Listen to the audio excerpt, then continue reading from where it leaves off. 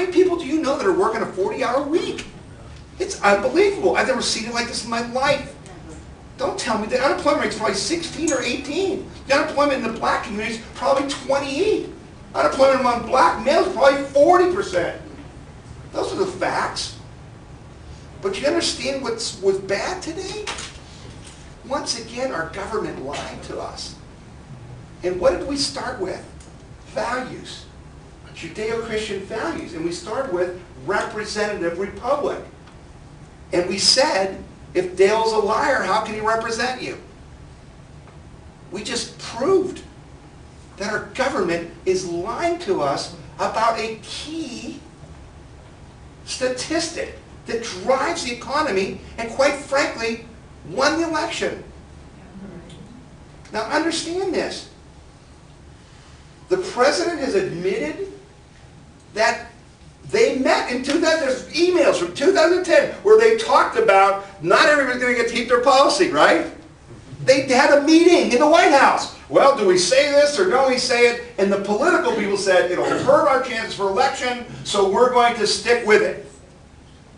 Folks, that's called a lie. That is flat out lie. And guess what? If he doesn't say that, do you think they win the election? Not a chance. This is what is concerning me after 4.5 years. You know, Nan will tell you, I always talk to my group, and we have 2,600 members in our Tea Party. Okay? We have 2,600. 1 out of every 50 adults in Portage County is a member of the Portage County Tea Party. Okay? We're one of the biggest in the state, and we're one of the strongest in the nation. Because I've run it like a business. We've worked hard. We've got good people. We have organizational structure. Okay? We talked about raising money from the beginning. And I always tell my people, I will never waste your time, your money, or your effort. I have too much respect for you. And yet, 4.5 years out, I look at my time and my effort and my money, and I think I've made a bad investment. Because I don't have anything to show for it. I don't have anything to show for it. Everything we've won, they've taken away, not through beating us, not through the system, but by cheating. Cheating. Now, again, I'm not calling names. When I say cheating, I'm talking about a statement of fact. I'm not saying it's my opinion that they cheated. I'm telling you that when you bribe people, that's cheating. Okay? So, I'm going to be releasing a video, and I'll send it to you, Chuck, and I'm going to ask you to send it out to all your members. I just got permission to. How many of you guys know Representative Matt Lynch? Have you seen Matt? Okay. Do you think Matt's the real deal? Yes.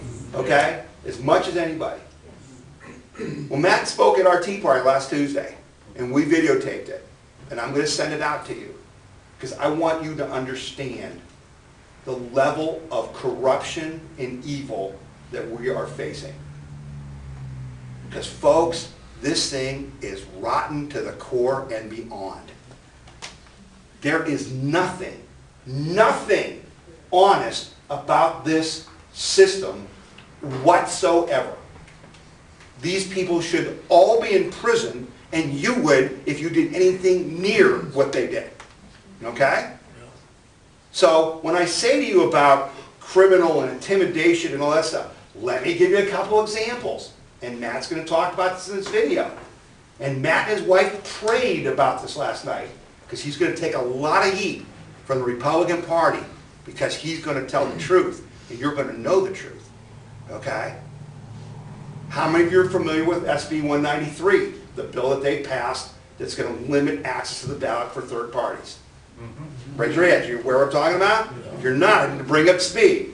Okay? In 2006, the federal courts threw out Ohio's laws for how you could be a third party. Okay? And I believe the Libertarian Party was part of that. They filed suit. Because you couldn't get on the ballot. You couldn't become a party. It was the obstacles were too high. 2006. All right? So what happened is the Secretary of State, at that time it was Jennifer Brunner, I believe, the Secretary of State kind of picked up the ball and just made up the rules. Just said, well, if you want to be a third party, you need to get, you know, so many signatures to be governor. Or you need to do this, you need that. And that's the way we've been operating since 2006. And it is correct to say that the legislature needed to act. The legislature needed to say, we need to put together rules that the courts will rule are fair for you to be a party. There should be rules. You can't just be a party. You know, you can't just say, we're a party, okay? And that's kind of what was going on. So I have no problem with the fact that you need to have rules. My problem is that all of a sudden that became a priority. Okay, that became a priority for our Republican supermajority House, supermajority Senate, for our governor. Why? Wants to keep third party out. Because he only won by 77,000 votes. And last year in the presidential election, the Green Party candidate and the Libertarian candidate got about 77,000 votes. And so this thing comes through where they want to pass this. And this is like, you know, the fastest thing moving I've ever seen. We got to vote right now. And they get our House members in the room, in the caucus. And there's about 18 of them who won't support it. And I wrote, some of you may have seen the press release that I sent out, and I said, if this is not political, if this is what you say it is, which means you are just taking care of your legislative duty to put these rules in place, then give the current third parties, give them a pass for next year. Don't make the rules apply for 14, make it apply after that, because they're already out there running. They've already, you know, got their governor candidate. They're out there running. So if it's not political, just exempt them from 14 and everything's cool. And our House people said they would do that. Just exempt them. They wouldn't do it. They wouldn't do it. Okay? So how's the game played? Well, how many of you are familiar with Andy Thompson, who's put up the Common Core bill? I see a couple hands in the back. All right, Andy Thompson's the House member who's trying to fight Common Core. Unbelievably difficult battle. There's going to be another hearing. But guess what? There wasn't going to be another hearing. Because you know what the Republican Party told them? They said, if you don't vote for House Bill 193, you'll never get another hearing on Common Core. Now you're Andy Thompson. You're a patriot. And you believe that you shouldn't restrict these third parties. And you also believe that Common Core is going to destroy our schools. What do you do?